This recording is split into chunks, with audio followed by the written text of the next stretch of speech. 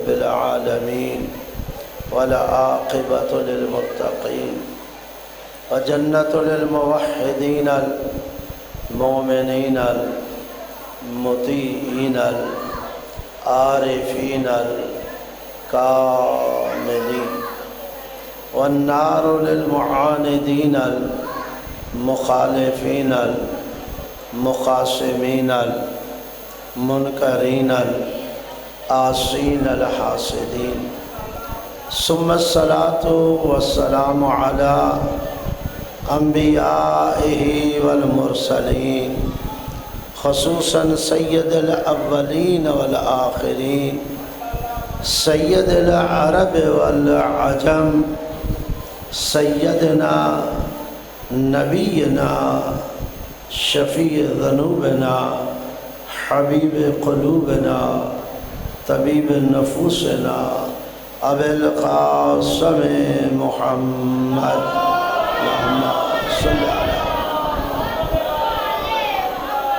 وعلى آل بيته الطيبين الطاهرين المعصومين المنتخبين المنتجبين من يومنا هذا إلى يوم الدين وبعد يوم الدين ولعنة الدائمة الأبدية على أعدائهم ملعونين أجمعين من أول يوم العداوة إلى يوم الآخر وبعد يوم الآخر أما بعد فقد قال الله تعالى في كتابه المجيد وفرقانه الحميد وهو أصدق الصادقين قوله الحق بسم الله الرحمن الرحيم ومن يطع الرسول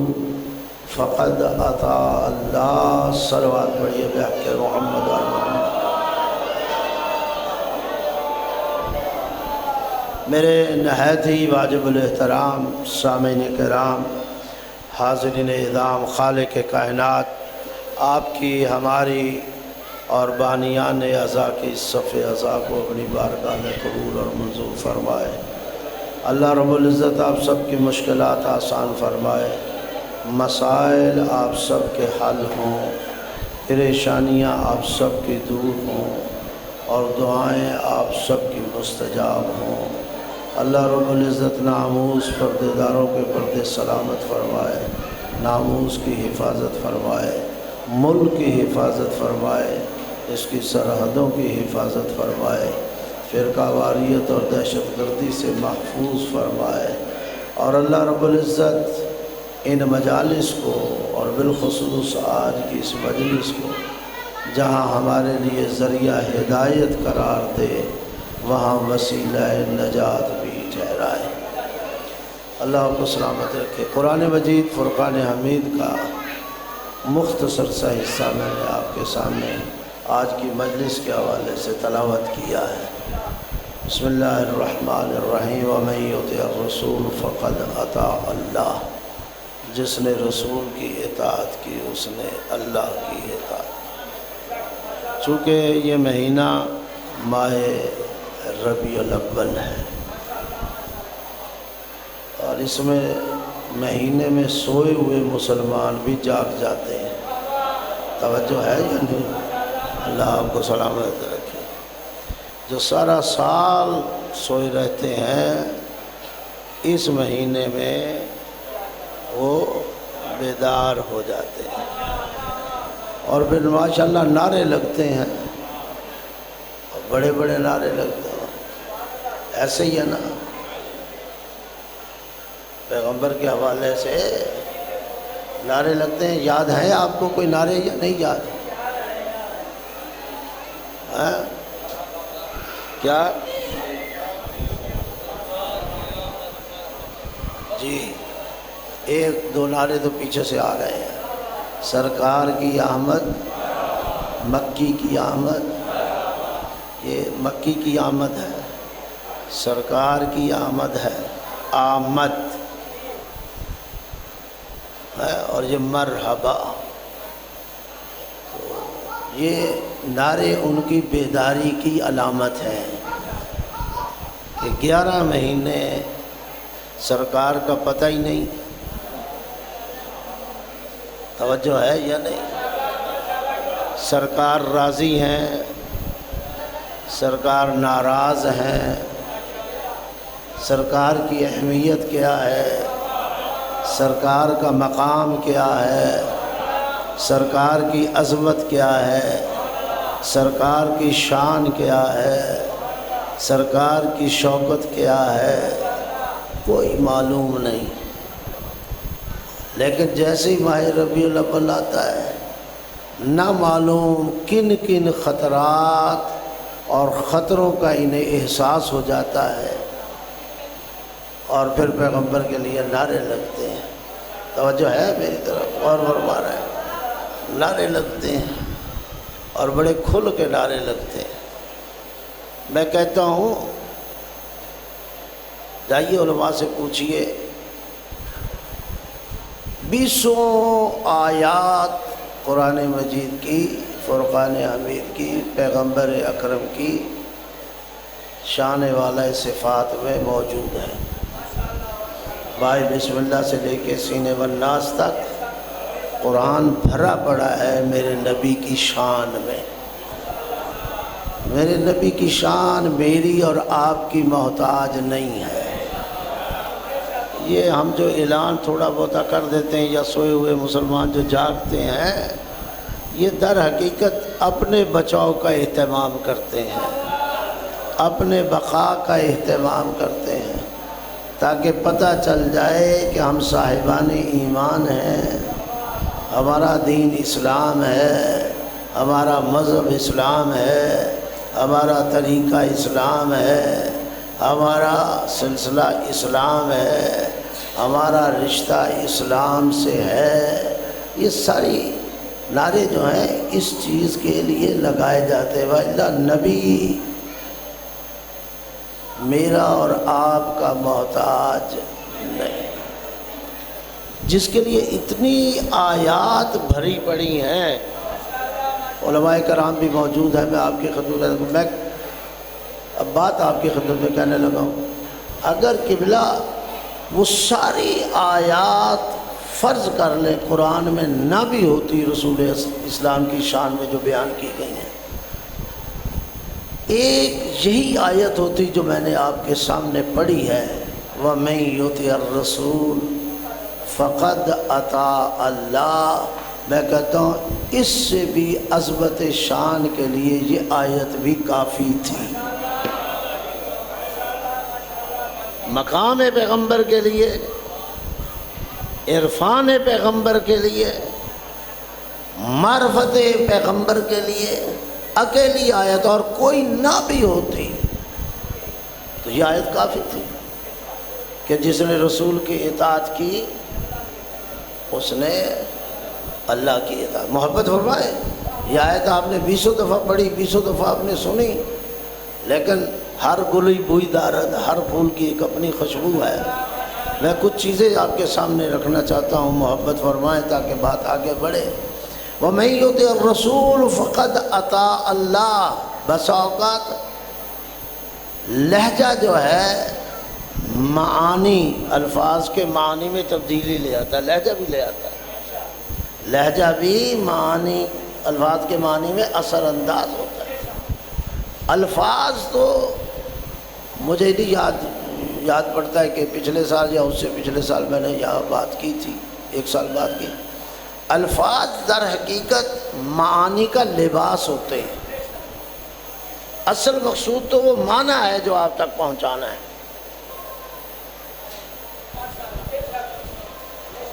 وہ مفہوم ہوتا ہے جو آپ تک پہنچانا ہوتا ہے، وہ معنی ہوتا ہے جو آپ تک پہنچانا ہوتا ہے. یہ میں نے بات اس وقت کی تھی، بات کو دہرانا چاہتا ہوں تاکہ تقریب ذہن کے لیے. الفاظ لباس ہوتا ہے معنی کا. تو جس کے الفاظ کی یہ اہمیت ہے کہ بغیر طہارت کے ہاتھ نہیں لگ سکتا،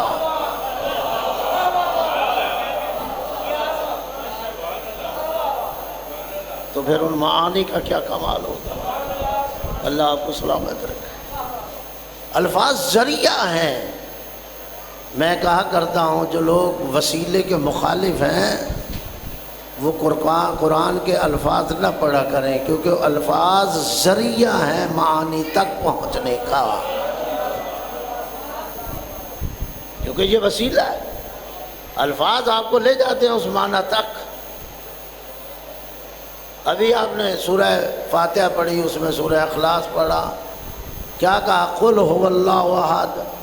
میں ویسے ہی مثال کے طور پہ سمجھانا، کہہ دو رسول وہ اللہ اکیلا ہے، تو یہ الفاظ ہے نا۔ قل لفظ ہے، ہوا یہ لفظ ہے ضمیر، اللہ یہ لفظ ہے۔ اس قل کے ذریعے بھی آپ کسی معنی تک جا رہے ہیں، ہوا کے ذریعے بھی کسی معنی تک جا رہے ہیں، لفظ اللہ کے ذریعے بھی آپ، یہ الفاظ ہیں جو آپ کو اس معنی تک پہنچاتے ہیں، یعنی یہ ذریعہ ہے، یہ وسیلہ ہے۔ جو وسیلے کا انکار کرتے ہیں وہ آج کے بعد قرآن پڑھنا چھوڑ دیں، آئندہ تلاوت نہ کریں قرآن کی، ہاں تلاوت نہ کریں۔ تو جس الفاظ کی تلاوت کا یہ ثواب ہے، اتنا ثواب کہ ان الفاظ کو پڑھتے جاؤ، ثواب وہ روایات آپ ذہن میں لے آئیں، تو ان معانی تک جن تک ہم نے جانا یہ الفاظ لے کے جا رہے ہیں، ان معانی تک پہنچنا کتنا ثواب ہوگا،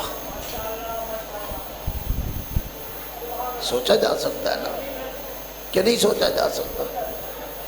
جن کے الفاظ کی یہ بات ہے، تو پھر میں ایک اور جملہ بھی کہہ دوں تاکہ ایک اور بات سمجھ۔ یہ الفاظ جسے میں کہہ رہا ہوں معانی کا لباس ہے، اگر یہ الفاظ مرنے کے بعد بھی تجھے فائدہ دیں تو عجیب ہے، ان معانی کے لیے تو کہے کہ یہ مر گئے ہیں اب ان کا کوئی فائدہ نہیں۔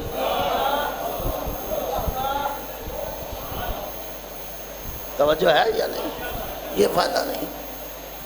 اور رسول کا عرفان بھی لو، رسول کے آپ جاتے رہتے ہیں، کئی لوگ آپ کے ہاں گئے ہیں، اللہ آپ کو لے جائے حج و عمرہ پہ، یقیناً جو گئے ہیں انہوں نے سن رکھا ہوگا۔ آج کل تو الحمدللہ کوئی تبدیلی آئی ہے، کوئی متوع کم ہوئے ہیں، نہیں تو بدبخت کھڑے ہوتے تھے، کہتے کیا دعا مانگتے ہو، کس کو لینے آ گئے، کس کو سلام کرنے آئے ہو، یہ ڈھیری پڑی ہے مٹی کی، یہ اٹھا کے لے جاؤ پاکستان میں، اس کا کوئی فائدہ نہیں ہے۔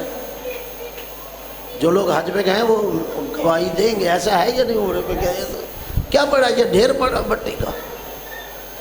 تو مر جائے تیری قبر پہ یہ قرآن پڑھا جائے، تجھے مرے ہوئے فائدہ ملتا ہے۔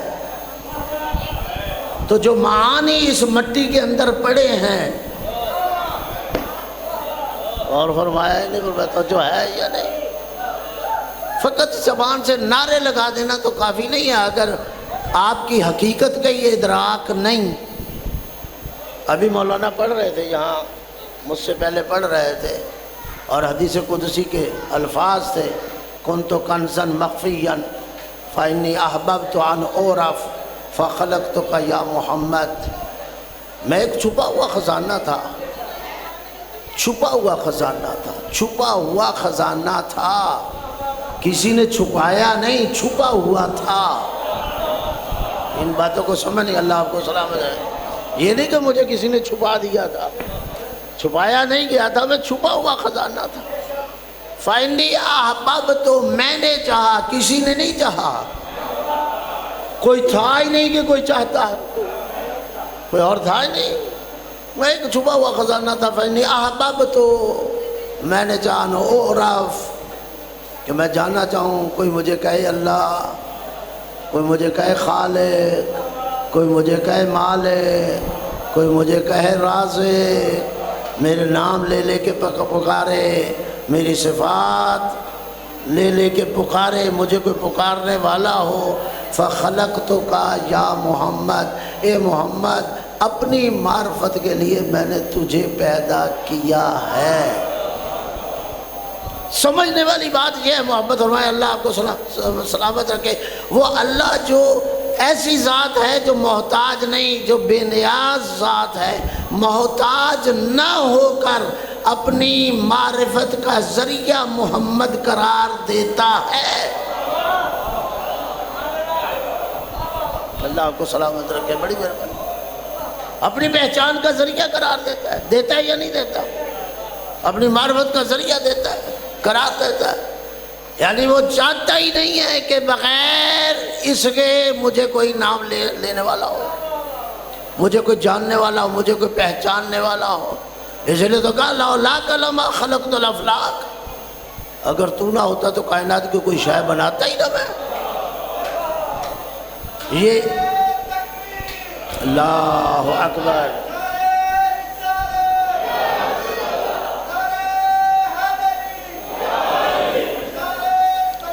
اللہم صلی علی محمد۔ لولاک لما خلقت الافلاک، اگر تو نہ ہوتا تو کائنات کی کوئی شے نہ ہوتی۔ یہ کائنات ساری ما سوا اللہ جو ہے وہ کائنات ہے ایسا یا نہیں؟ ما سوا اللہ جو بھی ہے، جو شے لفظ شے میں آ گیا وہ کائنات ہے۔ تو یہ ساری کائنات صدقہ ہے اس نبی کا، اس پیغمبر کا۔ لولاک لما خلقت الافلاک۔ اس کائنات میں آدم ہیں یا نہیں؟ نوح ہیں یا نہیں؟ ابراہیم ہے یا نہیں؟ میں اہرے غیرے کی بات ہی نہیں کر رہا۔ موسیٰ عیسیٰ ہیں یا نہیں؟ ایوب یعقوب ہیں یا نہیں؟ یحییٰ اور زکریا ہیں یا نہیں؟ یہ سارے انبیاء ہیں۔ لولاک لما خلقت الافلاک، اگر تو نہ، تو جس کا صدقہ یہ سارے انبیاء ہیں، آدم سے لے کے عیسیٰ موسیٰ تک انبیاء اس کی وجہ سے ہیں۔ ابھی بھی تیری معرفت کا معیار یہ ہے کہ تو کہے یہ مجھ جیسا اور میں اس جیسا۔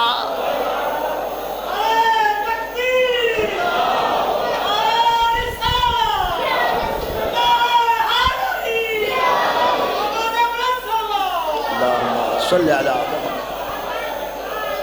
تیری معرفت کا فقط یہی معیار ہے۔ ہر سال ربیع الاول شروع ہوتا ہے، تیاریاں شروع ہو جاتی ہیں۔ نہ جلسہ حرام رہتا ہے، نہ جلوس حرام رہتا ہے، نہ نعرے حرام رہتے ہیں۔ میں لفظ بدل دیتا ہوں، نہ جلسہ بدعت، نہ جلوس بدعت، نہ نعرے بدعت، نہ نکلنا بدعت۔ توجہ ہے یا نہیں؟ نہ ہار سگار بدعت، نہ گلیاں سجانا بدعت، نہ مسجدیں سجانا بدعت، نہ ہنسنا بدعت۔ ساری سال بدعت کے نعرے لگتے ہیں، لیکن وہ لگانے والے یکم ربیع الاول آتا ہے تو وہ بدعت بھول جاتے ہیں۔ وہ ہمارے فنی لحاظ سے ایک بات چلتی ہے، بائی تاجور باؤ کا لاتا جو، یعنی یہ تو نہیں ہو سکتا کہ ایک چیز ان کے لیے بدعت و حرام ہو اور تمہارے لیے پھر حلال ہو جائے۔ یہ تو ساری ساتھ، اور معرفت اتنی ہے، سارے نعرے لگانے ہیں، اور پھر آخری معیار کیا ہے؟ یہ مجھ جیسا ہے، میں اس جیسا ہوں۔ اگر تو اس جیسا اور یہ تیرے جیسا ہے تو پھر اللہ کو تیرے اور اپنے درمیان اس ذات کو رکھنے کی ضرورت ہی کیا تھی؟ کیا ضرورت تھی؟ خلق کرنے کی ضرورت ہی کیا تھی؟ وہ جو کہہ رہے لولاک لما خلقت الافلاک، اگر تو نہ ہوتا تو کائنات کی کوئی شے ہوتی ہی نہ، پیدا ہی نہ کرتا۔ ابھی تجھے فرق ہی نہیں نظر آیا؟ یہ ہے معرفت، یہ ہے پہچان، یہ ہے میرے رسول کا عرفان۔ توجہ ہے یا نہیں؟ جس کے لیے اللہ رب العزت حدیث قدسی میں یہ جملے کہے، انت المرید و انت المراد، تو مرید بھی ہے تو مراد بھی ہے۔ کیا مطلب ہے؟ علماء بیٹھے ہیں، پوچھیں یہ مرید اور مراد سے کیا مراد ہے؟ یہ پیر مرید والا مراد ہے کہ تو پیر بھی ہے تو مرید بھی ہے؟ انت المرید و انت المراد مطلب کیا ہے؟ یعنی سمجھیے عرفان پیغمبر کی عظمت کو دیکھیے۔ انت المرید و انت المراد، تو مرید بھی ہے تو مراد بھی ہے، یعنی کیا مطلب؟ تو میرا ارادہ ہے، میں تیرا ارادہ ہوں۔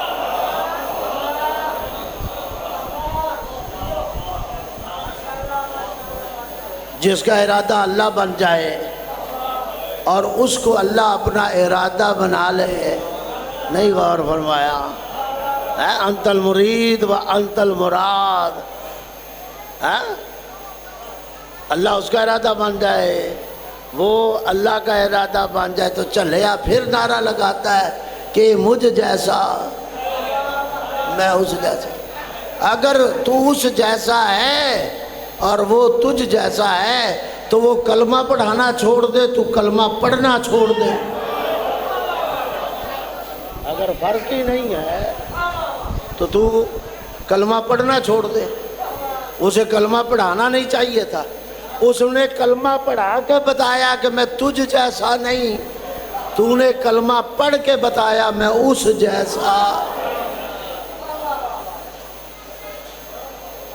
ربیع الاول ہے نا، یہ مہینہ شروع ہو گیا ہے نا ربیع الاول، اس نبی کی معرفت عرفان لو تو صحیح۔ وَمَن يُطِعِ الرَّسُولَ، میں نے کہا تھا لہجے معنی کو بدل دیتے ہیں۔ وَمَن يُطِعِ الرَّسُولَ فَقَدْ أَطَاعَ اللَّهَ، آپ نے 20 دفعہ کی آیت پڑھی ہے، 20 دفعہ علماء سے سنی ہوگی، ذاکرین خطبات سے سنی ہوگی۔ وَمَن يُطِعِ الرَّسُولَ، جس نے رسول کی اطاعت کی۔ اب غور کرو نا ذرا، چراغ تلے اندھیرا نہ ہو۔ جس نے رسول کی اطاعت کی، غور نہیں فرما رہے اللہ کو۔ وَمَن يُطِعِ الرَّسُولَ، جس نے رسول کی اطاعت کی، جس نے رسول کی اطاعت کی۔ وَمَن يُطِعِ الرَّسُولَ، جس نے رسول کی اطاعت، فقط اطاع اللہ، اس نے اللہ کی اطاعت کی۔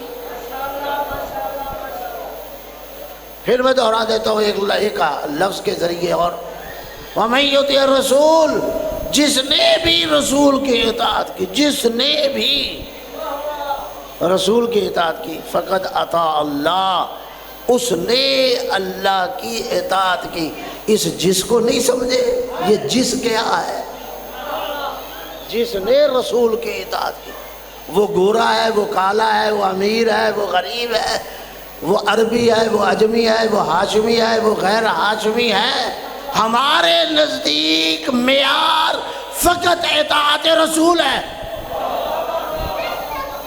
غور فرما رہے ہیں یا نہیں فرما رہے؟ اللہ کہنا کیا چاہتا ہے؟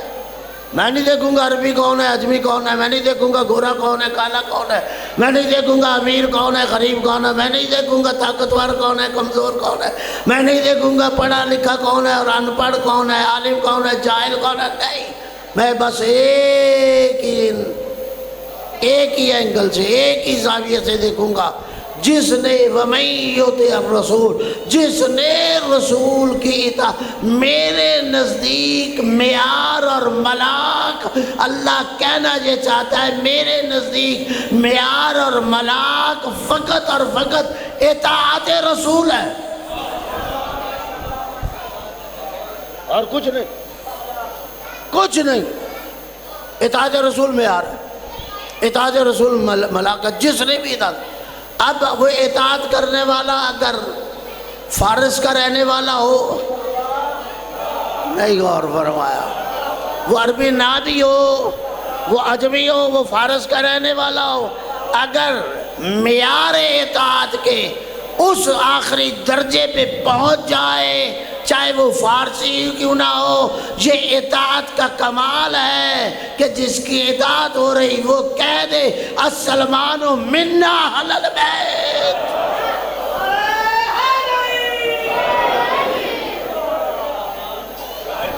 توجہ ہے یا نہیں؟ وہ کہہ دے السلمان منا اہل البیت، جس نے بھی اطاعت کی، جس نے رسول کی اطاعت کی، اس نے، جس نے بھی کوئی بھی، چاہے وہ عجمی کیوں نہیں ہے، چاہے وہ فارس کا رہنے والا ہی کیوں نہیں، اگر اطاعت کے مقام پہ اس پہ پہنچے گا تو رسول پھر کہے گا سلمان منا۔ اور اگر اطاعت نہ کرنے والا قریش میں ہی کیوں نہ ہو، بنی ہاشم کا فرد ہی کیوں نہ ہو، رسول کا چچا ہی کیوں نہ ہو، تبت یدا ابی لہب وتب، اور فرمایا نہیں فرمایا؟ اگر اطاعت رسول نہیں کرتا، چاہے رسول کا چچا بھی ہے، جائے جہنم۔ گیا جہنم یا نہیں؟ بھئی پہلا رشتہ ہے اللہ نے جہنم میں بھیج کے، رسول کا پہلا رشتہ ہے۔ نہیں پتہ نہیں آپ بیٹھے کہاں ہو، پہلا رشتہ ہے جسے اللہ نے جہنم میں بھیجا ہے۔ اور اس تبت یدا ابی لہب وتب کو کہہ کے اللہ یہ بتانا چاہتا ہے میرے نزدیک رسول کا رشتہ اہم نہیں ہے، اطاعت اہم ہے۔ بڑی مہربانی اللہ آپ کو۔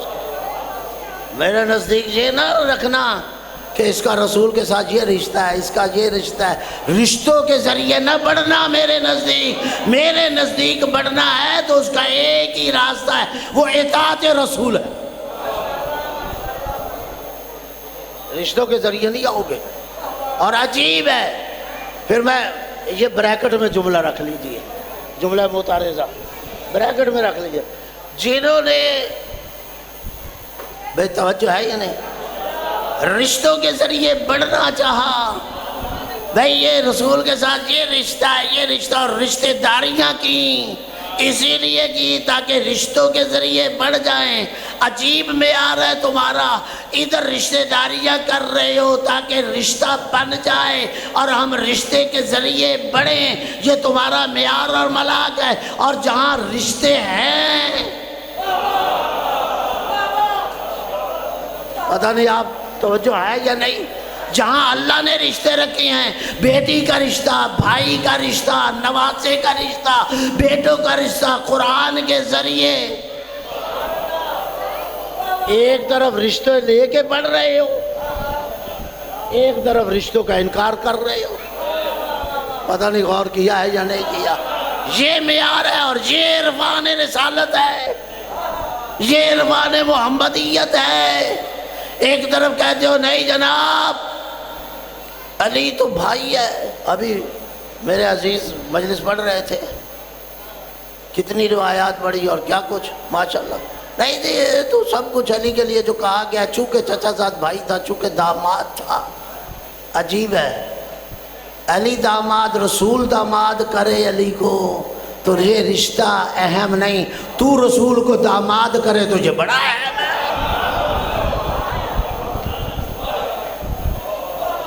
کوئی بات سمجھ آئی ہے یا نہیں آئی؟ یہ ہے عرفان پیغمبر، یہ ہے شناسائی پیغمبر، یہ ہے معرفت پیغمبر، یہ ہے ادراک محمدیت۔ عجیب بات ہے۔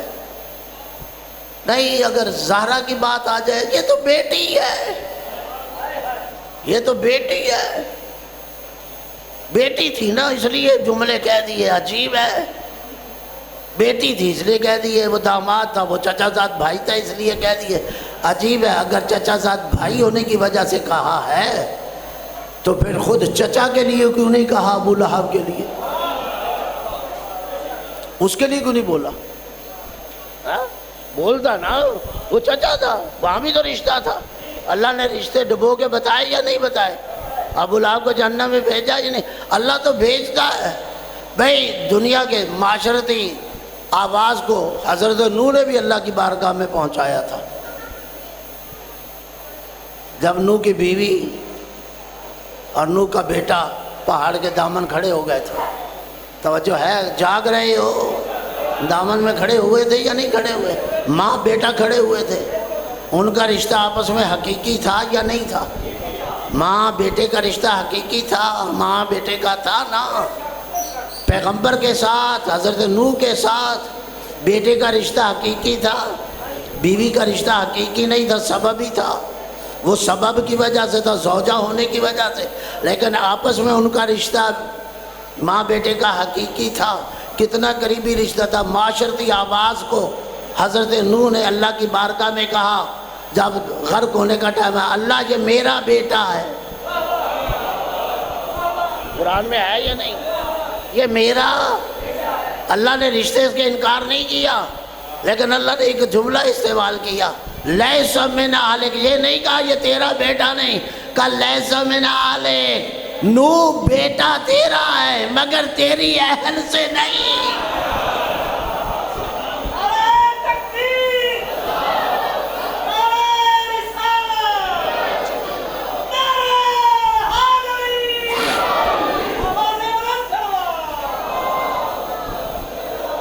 اس کا مطلب یہ ہے کہ اللہ کی نگاہ میں رشتے اتنے اہم نہیں ہیں۔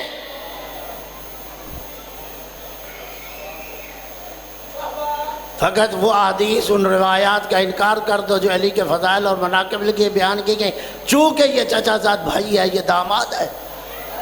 زہرا کے لیے جو روایات ہے مناقب ان کا انکار کر دے چونکہ بیٹی ہے۔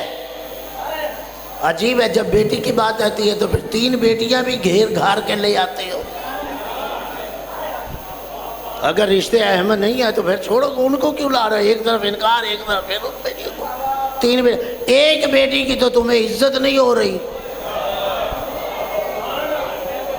ایک بیٹی کا تمہارے اندر احترام نہیں ہو رہا، ہاں ہو رہا ہے۔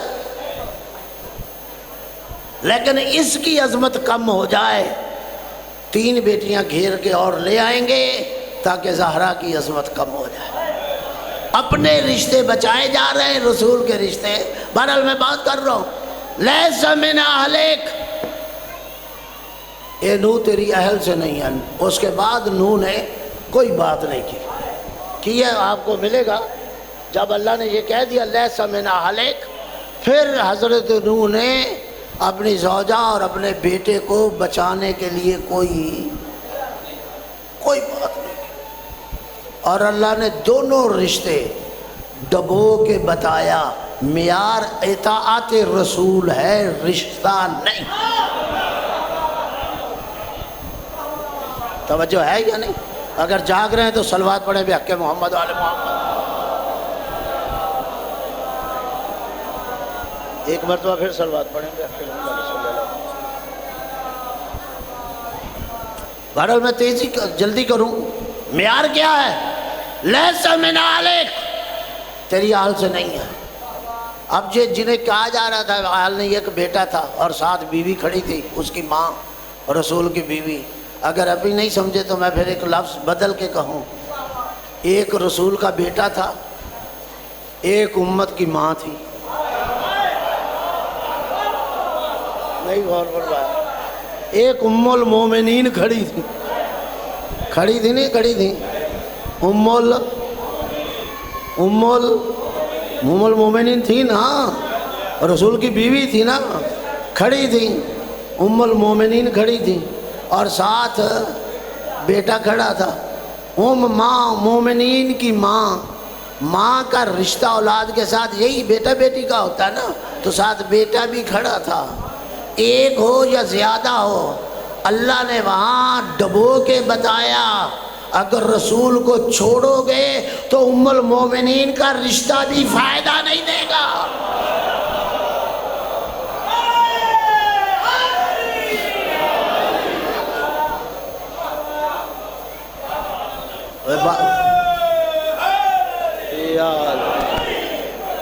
بڑی مہربانی کہ آپ نے محبت ہونا ہے، یہ کوئی فائدہ نہیں دے گا۔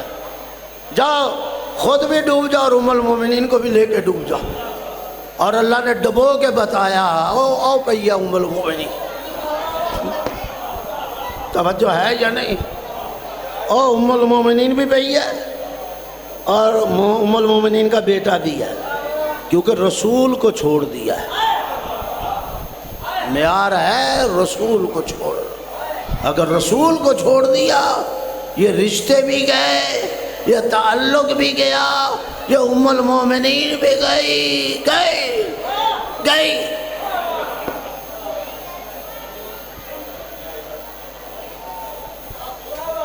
اچھا، جب نو کے سمجھانے پہ بھی نہ سمجھ آئی تو کہا دیکھو، نو کہہ رہے تھے دیکھو غرق ہو جاؤ گے، یہ طوفان آ رہا ہے، آج کی زبان میں کہوں فلڈ آ رہا ہے۔ آج تو آپ کو سب کو پتہ ہے فلڈ ہے، آپ کے میرے دائیں بائیں فلڈ ہے، یہ سیلاب آ رہا ہے، تو کوئی بچنے کی کوئی امید مجھے چھوڑو گی اور بیٹے کو لے کے جاؤ گی، تو نہ بیٹا بچے گا نہ تو بچے گی، کوئی فائدہ نہیں، سیلاب فلڈ، تو کہاں جاؤ گی؟ تو جس پہاڑ کے دامن میں کھڑی تھی نا، یہ دونوں کھڑے تھے ماں بیٹا، تو ماں ہی بول کے کہتی ہے کہاں جاؤ گے؟ نوح نے کہا، تو کہا اسی پہاڑ کے جس کے دامن میں کھڑے، اس پہ چڑھ جائیں گے، یہ بچا لے گا، اس پہ چڑھ جائیں گے۔ پتہ نہیں میں کہہ گیا ہوں کچھ، اس پہ چڑھ جائیں گے پہاڑ پہ، یہ پہاڑ بچا لے گا۔ مجھے اس دن پتا چلا پہاڑ پہ چڑھ کے بچ جانے کا تصور کہاں سے آیا۔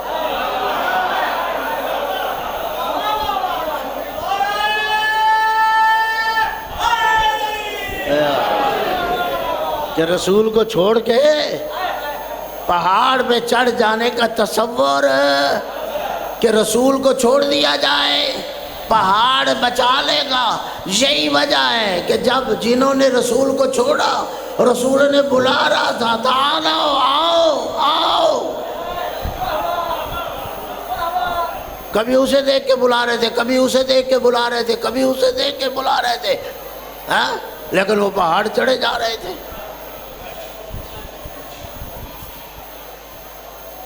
اور پتہ نہیں کتنی تیزی سے گئے کہ جنگ ختم ہو گئی، رسول مدینے پہنچ گئے۔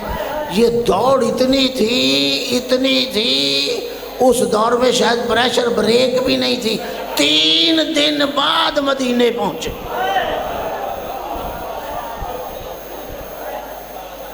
اگر پریشر بریک ہوتی تو لگا لیتے۔ ماشاءاللہ آج لوگ ایتھلیٹ ڈھونڈتے ہیں، رسول کے ارد گرد بھی نظر ڈالو، بڑے بڑے ایتھلیٹ ملیں گے۔ توجہ ہے یا نہیں؟ تیسرے دن واپسی، تیسرے دن، 1 دن نہیں، 2 دن نہیں، 3 دن رسول بلاتا رہا، پہاڑ چڑھتے رہے اور دوسری طرف اترتے رہے، اور تیسرے دن واپسی۔ انہیں بلا رہا تھا، آ نہیں رہے تھے۔ معیار اطاعت رسول، وَمَن يُطِعِ الرَّسُولَ فَقَدْ أَطَاعَ اللَّهَ، جس نے رسول کی اطاعت کی اس نے اللہ کی اطاعت کی۔ معیار ہے اطاعت رسول، رسول بلاتا رہا،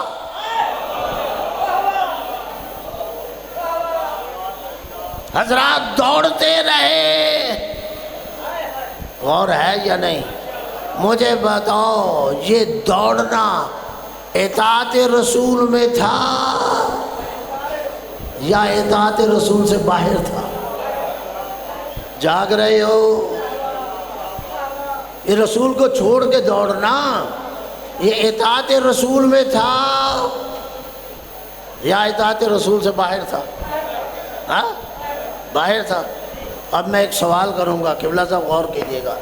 اطاعت رسول سے باہر، جو بندہ اطاعت رسول سے خارج ہو جائے وہ اطاعت خدا میں رہے گا یا وہاں سے بھی خارج ہوگا؟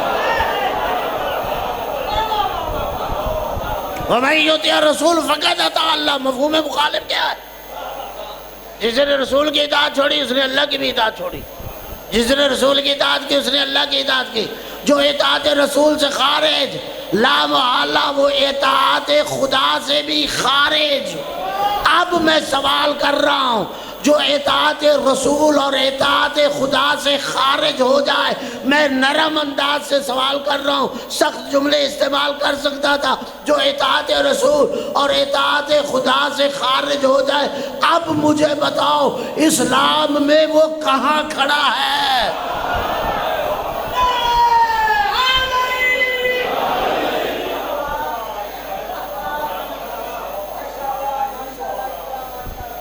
معیار تو اطاعت رسول ہے۔ جو بندہ اطاعت رسول سے خارج ہو گیا لا محالہ وہ اطاعت خدا سے بھی خارج ہو گیا۔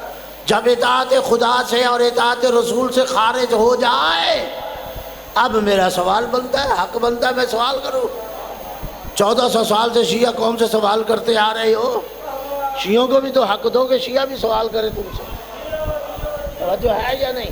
اور میں جوانوں کے ہاتھ میں یہ سوال دے کے جا رہا ہوں، سوال کرو کہ جب اطاعت رسول سے خارج تو اطاعت خدا سے بھی خارج۔ جو بندہ دونوں اطاعتوں سے خارج ہو جائے، اب ذمہ داری یہ ہے کہ سوال کا جواب دے، وہ اسلام میں ہمیں دکھائے وہ کون سی جگہ ہے اطاعت سے خارج ہو کر وہ کہاں کھڑا ہے۔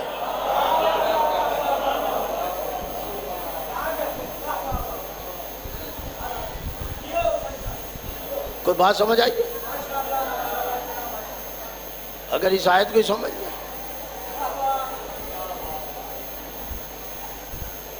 مر جاؤ گے، مر جاؤ گے، کیسے بچو گے؟ اس پہاڑ پہ چڑھ جائیں گے۔ اچھا جب کہا نا اس پہاڑ پہ چڑھ جائیں گے، ماں بیٹے نے کہا، اور آگے آگے ماں لگی ہوئی تھی نا، ام المومنین لگی ہوئی تھی۔ توجہ ہے کیا نہیں؟ ہمیں پہاڑ بچا لے گا۔ اچھا نوح تو خاموش ہوئے لیکن اللہ جلال میں آیا۔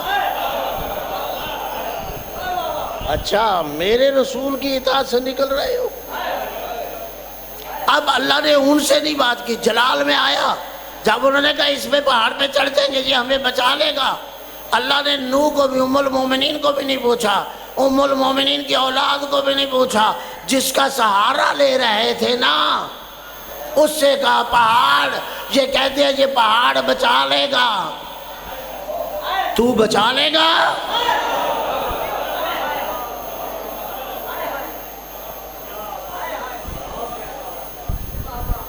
تو بچا لے گا؟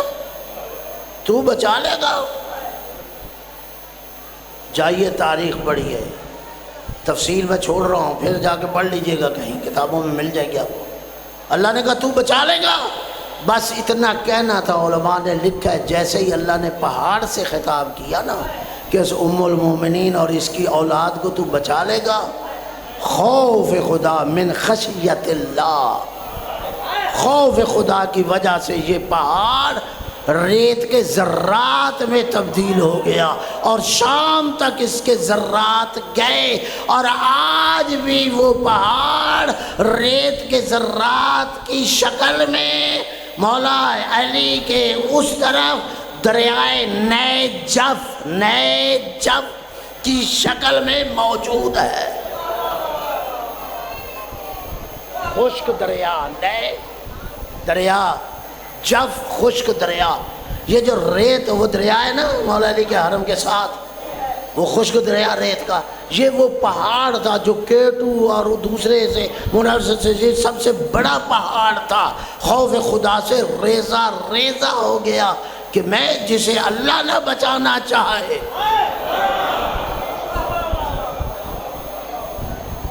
ام المومنین بھی گئی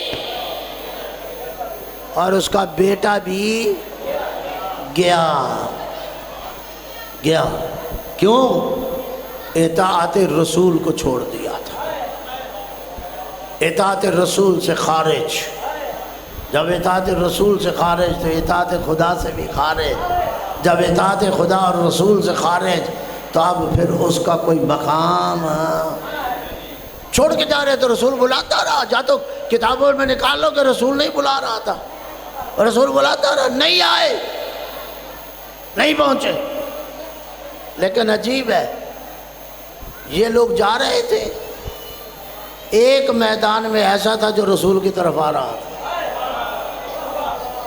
بے توجہ ہے، یعنی گھبرا تو نہیں گئے، جنہیں رسول بلا رہا تھا وہ جا رہے تھے، ایک تھا جو رسول کی طرف آ رہا تھا۔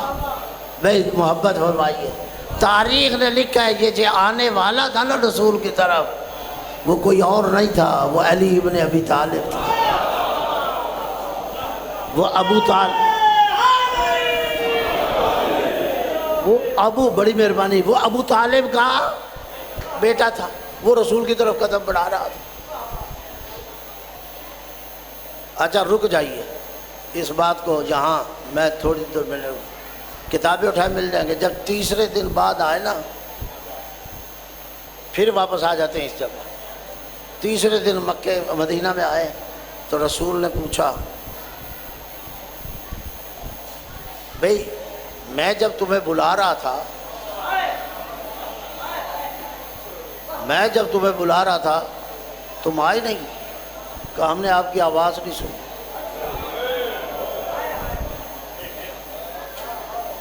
جو تاریخ پڑھو، اس میدان میں دو آوازیں گونجی تھی، ایک تھی آواز رسول کی جو بار بار انہیں کہا جائے آ جاؤ آ جاؤ واپس آؤ میرے پاس، اور ایک آواز اسی میدان میں گونجی تھی کہ محمد قد قتل،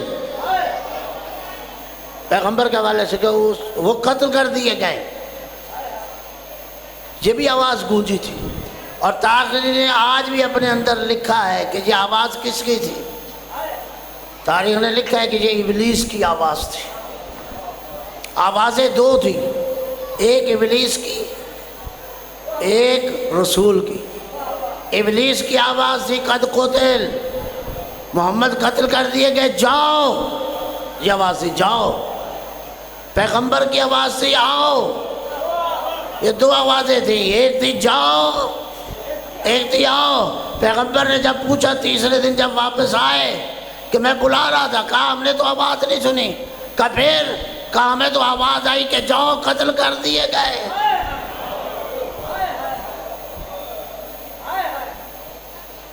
کہا تمہیں پتہ نہیں ہے یہ آواز جاؤ کس کی تھی؟ بے غور کی جگہ میں بڑے ایک تاریخی ایک حقیقت آپ کے سامنے رکھنے لگا ہوں، کتابیں پڑھیں۔ کہا ہمیں تو آواز بس یہی آئی تھی کہ جاؤ۔ پیغمبر نے کہا یہ آواز ابلیس کی تھی۔ کہا اچھا یہ ابلیس کی آواز تھی؟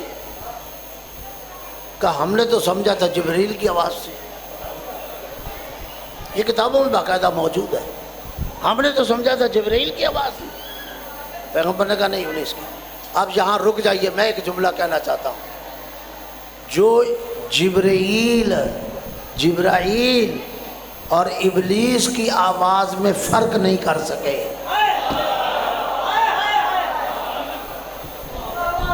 کہ جن کو یہی نہ پتا چلے کہ یہ ابلیس کی آواز ہے یہ جبرائیل کی آواز ہے، دین ان کے حوالے کر دیا جائے۔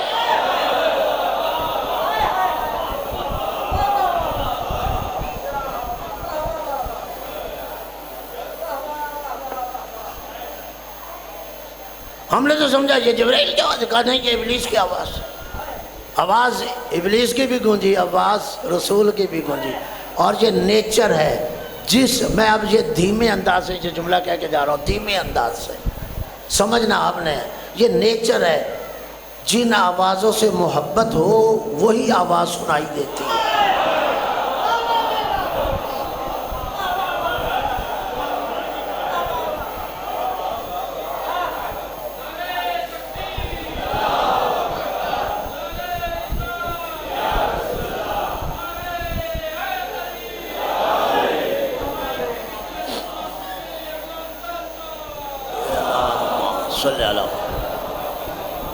جن کو ابلیس کی آواز سے جو مانوس تھے محبت تھی وہ اس کی آواز سنتے رہے، جو رسول کی آواز سے مانوس تھے اور محبت تھی وہ رسول کی طرف بڑھ رہا تھا۔ سیرت کی کتابوں میں ایک اور سوال بھی اٹھایا گیا، اس کو بھی سن لیجیے، میں پھر بعد میں اس جگہ آؤں گا۔ جاگ رہے ہو یا چھوڑ دوں؟ سیرت کے حوالے سے کتابوں میں ایک اور سوال بھی اٹھایا گیا، وہ کیا؟ وہ یہ تھا کہ بھئی آپ کیوں گئے؟ آپ کیوں گئے؟ آپ کیوں میدان کو چھوڑ کے گئے؟ انہوں نے جواب دیا، یہ جواب ہے موجود ہے کہ اس لیے کہ آواز آئی کہ آپ قتل کر دیے گئے، تو جاؤ ہم چلے گئے، چونکہ جب رسول نہیں رہے تو ہم نے میدان چھوڑ دیا، رسول نہیں رہے تو میدان چھوڑ دیا، جب رسول ہی نہیں رہا تو پھر میدان میں کھڑے ہونے کا کیا مطلب ہے؟ زندگی بچاؤ، تو ہم بچا کے چلے گئے۔ یہی سوال علی سے کیا گیا کہ آپ کیوں نہیں گئے میدان سے؟ آپ کو یہ آواز آئی تھی قد قتل؟ کہا پھر آپ کیوں میدان سے نہیں گئے؟ کہا جب رسول نہیں رہے تو پھر مجھے زندہ رہنے کی کیا ضرورت تھی؟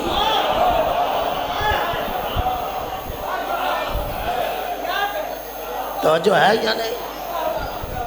پھر مجھے میدان سے جانے کی ضرورت نہیں، جب رسول نہ رہا تو پھر میں نے زندہ رہ کے کیا کرنا ہے؟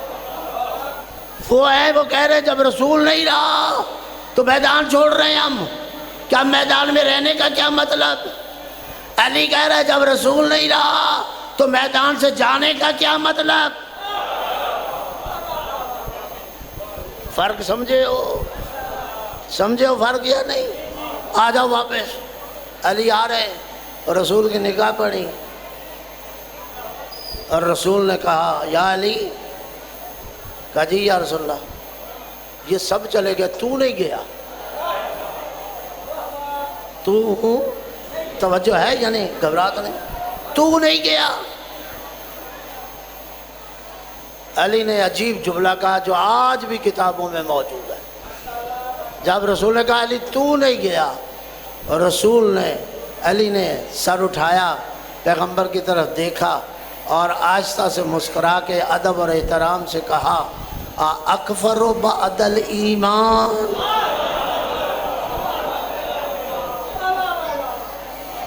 یا رسول اللہ میں آپ کو چھوڑ کے جاتا ہے، اس کا مطلب ہے میں ایمان کے بعد کفر لے آتا؟ جاؤ تاریخوں میں یہ جملہ موجود ہے۔ اس کا مطلب کیا ہے؟ رسول کو چھوڑ کے جانا کفر ہے۔ اکفر بعد الایمان، کیا میں ایمان کے بعد کفر لے آتا؟ یہ نتیجہ ہے علی نے دیا کہ اطاعت رسول سے خارج ہونے کا نتیجہ کفر ہے۔ غور ہے یا نہیں؟ اطاعت رسول سے خارج ہونے کا نتیجہ کیا ہے؟ اسی لیے میں نے سوال کیا تھا، جب رسول بلاتا رہا اور احباب نہ آئے تو اطاعت رسول میں ہے یا اطاعت رسول سے خارج؟ تو جب اطاعت رسول سے خارج تو اطاعت خدا سے بھی خارج، اور جب دونوں اطاعتوں سے خارج تو اب بتاؤ وہ اسلام میں کہاں کھڑے؟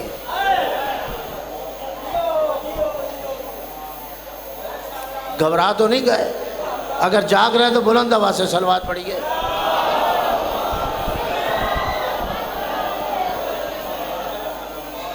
توجہ ہے؟ توجہ ہے؟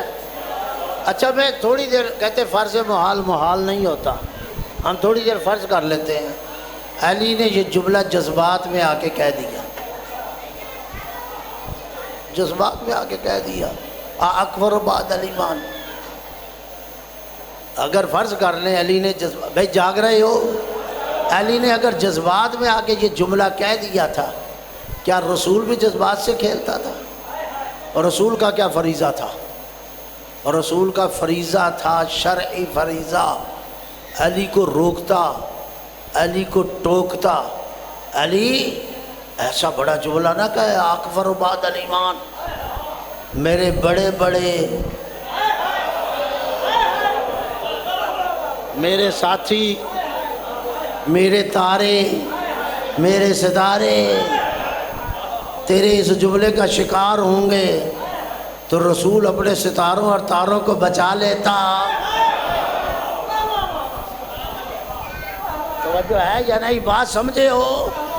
رسول پر شرعی طور پر یہ لازم ہوتا کہ رسول علی کو روک دے، ایسا نہ کہو جو رسول اس دن کہہ رہا ہے کہ انہیں حوض کوثر سے کیوں لے کے جا رہے ہو؟ اصحابی اصحابی اصحابی، یہ میرے اصحاب ہیں، یہ میرے اصحاب ہیں۔ 3 دفعہ رسول نے کہا یہ میرے اصحاب ہیں، حوض کوثر سے لے دے، ملائکہ کھینچتے چلے جا رہے ہیں۔ پیغمبر نے پوچھا بھی میرے اصحاب ہیں، انہیں کیوں لے کے جا رہے ہو؟ کہا یا رسول اللہ آپ کو معلوم نہیں کہ آپ کے جانے کے بعد انہوں نے کیا کیا؟ اگر یہ روایت موجود ہے اور یقیناً یہ روایت موجود ہے تو اب پھر مجھے کہنے کا حق ہے جو وہاں کھڑا ہو کے یہ کہتا ہے صحابی اصحابی اصحابی، چھوڑ دو یہ میرے اصحاب ہیں، اور رسول نے چھوڑا نہیں، اب وہ علی کو کیوں نہیں روکتا کہ یہ میرے تارے ہیں، یہ میرے ستارے ہیں، یہ میرے اصحاب ہیں؟ نہ کہو اکبر بعد الایمان، جاؤ سبزواری ذمہ داری کے ساتھ کہتا ہے بڑی کتابیں چھوڑو، کسی چھوٹی سی کتاب، وہ کسی لال شاستری کی کتاب ہی لا کے دکھا دو کہ جس میں رسول نے کہا ہو، علی کو روکا ہو، علی کو ٹوکا ہو۔ جب نہیں ملتا، نہ رسول نے علی کو روکا نہ ٹوکا، نہ روکا نہ ٹوکا، یہ جب رسول نے نہیں کیا تو اس کو علمی زبان میں کہتے ہیں تقریر رسول، اور تقریر رسول ہے سنت رسول۔ سنت رسول کا حصہ ہے یا نہیں؟ سنت رسول ہے۔ سنت رسول یہ ہے کہ جب علی کہہ رہا ہو نہ اسے روکا جائے، اس کا مطلب علی صحیح کہہ رہا ہے۔ جب علی صحیح کہہ رہا ہے تو اب نتیجہ خود نکالو۔ بھئی دیکھو، ایک مرحلہ اور میرے ساتھ چلو، پھر مصائب کے جملے چند کہیں گے اور آپ سے اجازت لیں گے۔ قرآن مجید فرقان حمید میں قبلہ صاحب آیت آپ پڑھتے رہتے ہیں، آیت آگئی، حکم آگئی، لا ترفعوا اصواتکم فوق صوت النبی، اپنی آوازیں نبی کی آواز پہ بلند آئی یا نہیں آئی؟ بھئی جب استاد کلاس میں کھڑا ہو کے کہے خاموش، شرارت نہیں کرو، اس کا کیا معنی ہوتا ہے؟ کہ ہیں کلاس میں کوئی ایسے جو خاموش نہیں ہے اور شرارت کر رہے؟ اگر ایسے نہ ہوتے تو استاد کہتا نہ۔ اگر باپ ٹوکے اپنی اولاد کو بیٹھ جا، اس کا معنی ہے کوئی اولاد میں ایسا جو کھڑا ہے، مان نہیں رہا، باپ اسے بٹھا رہا ہے۔ اگر قرآن کا جو حکم ہے کہ رسول کی آوازوں پہ اپنی آواز نہ کرو، تو ماننا پڑے گا کوئی تھے۔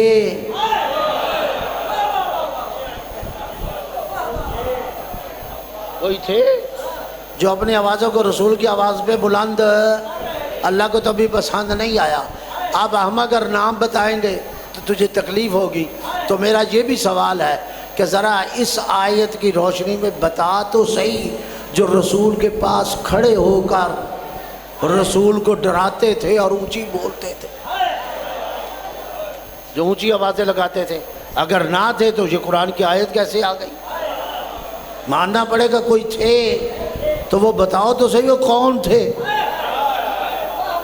وہ نکالو تو صحیح۔ اچھا چلو یہ جواب لانا، ہم ایک قدم آگے چلتے ہیں۔ آیت آ گئی، اب لوگ پابند ہو گئے، اب وہ بھی جو اونچی اونچی بولتے تھے وہ بھی آہستہ آہستہ بولنے لگ گئے، کیونکہ نص قرآن ہے، قرآن کا حکم آ گیا، بس تھک تو نہیں گئے۔ بس یہ آخری حصہ ہے، پھر چند جملے مصائب کے۔ اب وہ رک گئے، اور کریم رسول ہے، ربیع الاول کا مہینہ ہے، تم نے رسول کے اوصاف بھی بیان کرنے ہیں، صفات بھی بیان کرنی ہیں، کمالات بھی بیان کرنے ہیں، سیرت کے حوالے بھی پیش کرنے ہیں اور دنیا کے سامنے رکھنے ہیں۔ کبھی یہ واقعات بھی رکھنا، ان پہ بھی غور کرنا۔ ہاں، کریم رسول ہے، ابھی نتیجہ نکلے گا۔ جب یہ آیت آ گئی لوگ محتاط ہو گئے، لیکن جو بدو آتے نا تو دور دراز سے لوگ، دیہاتوں سے، جن کو نہیں پتا تھا کہ یہ حکم آیا ہے، اور بعض لوگوں کے لہجے ہی ایسے ہوتے تھے، وہ رسول کے پاس آ کے اونچی بولتے تھے۔ لکھا ہے کتابوں میں یہ واقعہ، اونچی بولتے تھے، چونکہ رسول کریم تھا اور آیت آئی ہوئی تھی کہ رسول کے پاس کھڑے ہو کے رسول کی آواز سے اونچی آواز نہ بولو۔ اور جب یہ آتے تھے، یہ اونچی بولتے تھے، جو بدو دیہاتوں کے لوگ بولتے تھے، تو علماء نے لکھا ہے، حالانکہ رسول اخلاق حمیدہ کا مالک ہے، انما بعثت لاتمم مکارم الاخلاق، میں مبعوث برسالت اس لیے ہوں کہ تمہارے اخلاق کو بلند کروں۔ اب صاحب اخلاق رسول، یہ سیرت کا حوالہ میں پیش کر رہا ہوں، جب وہ اونچی بولتے تھے، علماء نے لکھا ہے، سیرت نگاروں نے لکھا ہے، رسول اپنے اس اخلاق کو چھوڑ کر ان سے زیادہ اونچا بولتے تھے۔ جاؤ پڑھ لو واقعہ، ان سے زیادہ، جو کبھی اونچی آواز سے بات نہیں کرتا تھا رسول، ہمیشہ دھیمی آواز سے بات کرتا تھا، لیکن جب ایسے لوگ آتے تھے رسول ان سے اونچی آواز بولتا تھا۔ لوگوں نے پوچھا یا رسول اللہ، آپ وہ جڈ ہیں، جاہل ہیں، دیہاتی ہیں، یہ اونچی آواز سے بولتے تو آپ ان سے بھی اونچی اور رسول نے کہا تمہیں پتہ نہیں ہے، آیت آئی ہے اور انہیں اس حکم کا پتہ نہیں، میں اپنی آواز اس لیے اونچی ان کی آواز سے کر دیتا ہوں تاکہ یہ آیت کا شکار نہ ہو۔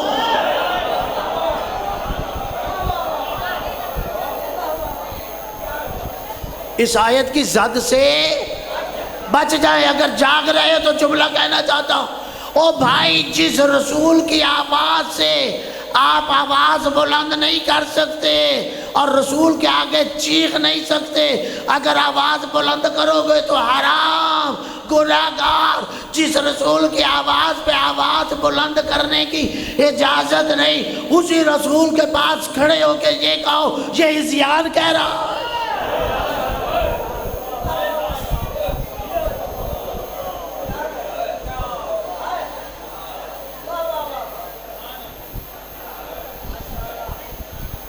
اسی رسول کے پاس کھڑے ہو کے کہو یہ ہذیان کہہ رہا ہے،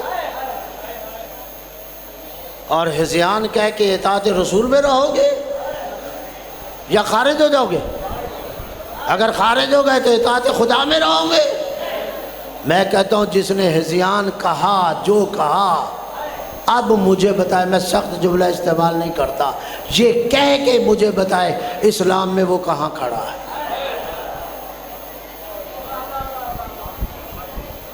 مجھے بتائے اسلام میں وہ کہیں رسول ہذیان کہہ رہا ہے؟ تو جو رسول کو ہذیان کہیں ان کو رسول کا جنازہ چھوڑنا پڑے تو کون سا مشکل ہے؟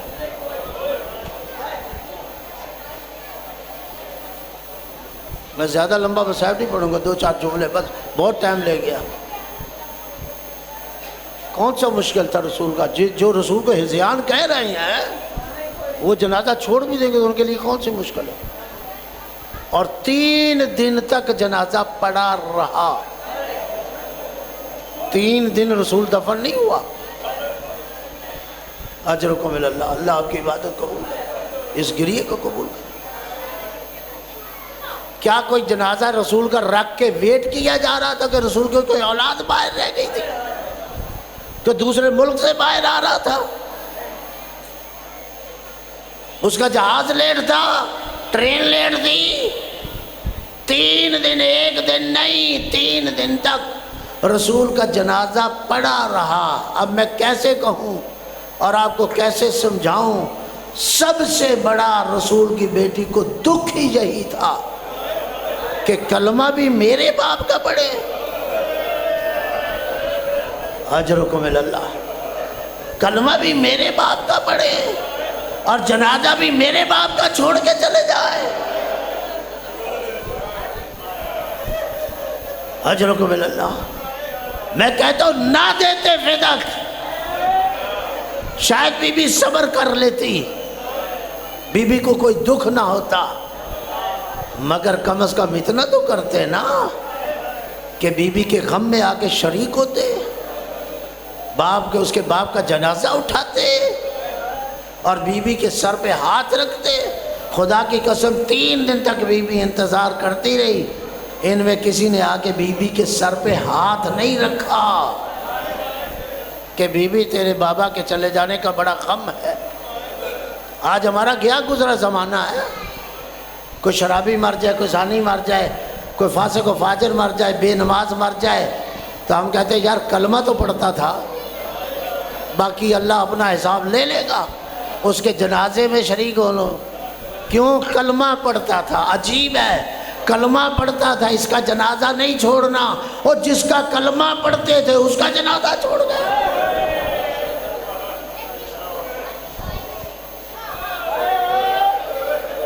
اجرکم اللہ، اس کا جنازہ چھوڑ کے چلے گئے۔ آخری وقت تھا رسول اسلام کا، پیغمبر کا سر تھا بی بی کی گود میں، دروازے پہ دستک ہوتی ہے، بی بی پوچھتی ہے کون ہو؟ کہا بی بی آپ کے بابا سے ملنا ہے۔ کہا میرے بابا آرام کر رہے ہیں۔ کچھ دیر بعد پھر دستک ہوتی ہے، بی بی پوچھتی ہے کون ہے؟ کہا بی بی آپ کے بابا سے ملنا ہے۔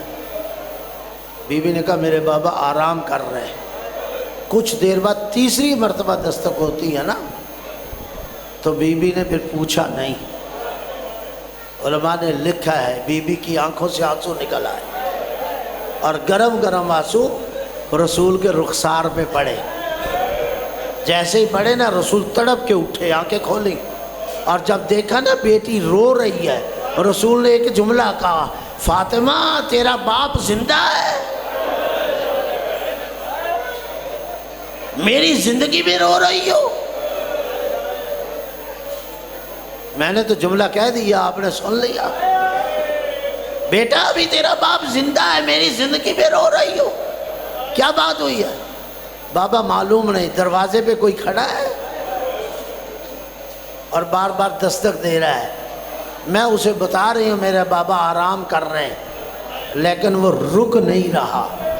جب بی بی نے کہا نا رک نہیں رہا، تو میرے پیغمبر رو پڑے، رو کے کہا، میرا بیٹا فاطمہ یہ تیرے دروازے کی عظمت ہے۔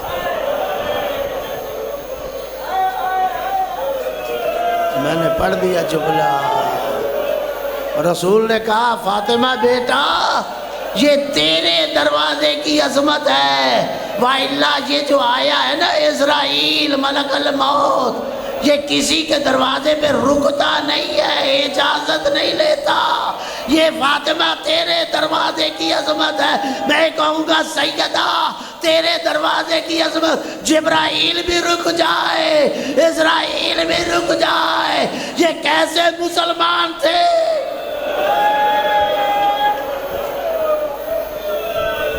اجرکم اللہ، اجرکم اللہ۔ اے زہرا، اے رسول کی بیٹی بتا یہ کیسے مسلمان تھے؟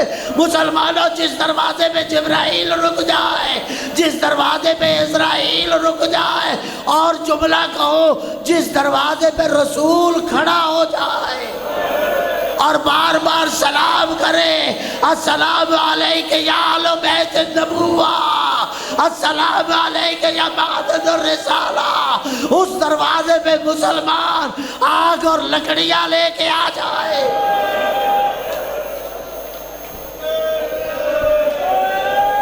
اجرکم اللہ، اس دروازے پہ مسلمان دندناتے آ جائے۔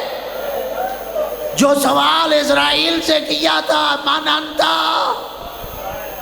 ان آنے والوں سے بھی پوچھا، من انتا علی الباب، تو کون ہے جو دروازے پہ آیا؟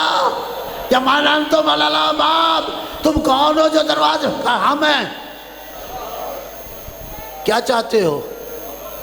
علی کو گرفتار کرنے آئے۔ آخری جملے میرے، علی کو گرفتار کرنے آئے۔ بی بی نے کہا جب تک جان میں جان ہے میں علی کو گرفتار نہیں ہونے دوں گی۔ ہونا تو یہ چاہیے تھا، حیا کرتے نا اس دروازے کا، احترام کرتے نا اس دروازے کا، جس دروازے پہ اسرائیل رکے، جس دروازے پہ جبرائیل رکے، جس دروازے پہ رسول رکے۔ جب بی بی کہہ رہی جب تک جان میں جان ہے میں گرفتار نہیں ہونے دوں گی، مسلمان چلے جاتے۔ میں تم سے سوال کرتا ہوں، بتاؤ مسلمان گئے یا کھڑے رہے؟ جو تاریخ اٹھاؤ، گئے نہیں تو پھر کیا ہوا؟ کچھ لوگ پیچھے ہٹے اور دور جا کے وہاں سے دوڑ لگائی، اور دوڑ لگا کے آ کے اس دروازہ سیدہ کو زور سے دھکا دیا۔ میں نے بڑے آرام سے پڑھ دیا ہے، زور سے دھکا دیا، دروازہ لگا ہے پتھروں کی دیوار کو۔ میں نے تو پڑھ دیا اور آپ نے سن لیا۔ علماء نے لکھا ہے دروازے اور درمیان دیوار کے درمیان تھی رسول کی اکلوتی بیٹی، دروازے کی چوٹ کھا کے پتھروں کی دیوار کو لگی اور دیوار کی چوٹ کھا کے زمین پہ آئی، دروازہ بی بی کے اوپر آیا۔ اب کیسے پڑھو؟ مسلمان اسی دروازے سے جوتوں کے ساتھ داخل ہوئے۔ جب مسلمان جوتوں کے ساتھ اسی دروازے سے داخل ہو رہے تھے جس دروازے کے نیچے تھی رسول کی بیٹی۔ آخری جملہ ہے، جس دروازے کے نیچے تھی رسول کی بیٹی، جب یہ مسلمان گزر رہے تھے نا، دروازے کے 2 کیل بی بی کے پہلو میں داخل ہوئے، فوراً نوا بڑا بلند ہوا، بھئی محسن شہید ہو گئے، بی بی کی زبان سے ایک نوا بلند ہوا، صبت علی مصائب لو عنا صبت علی العیاب سر لیالہا، اے بابا تیری بیٹی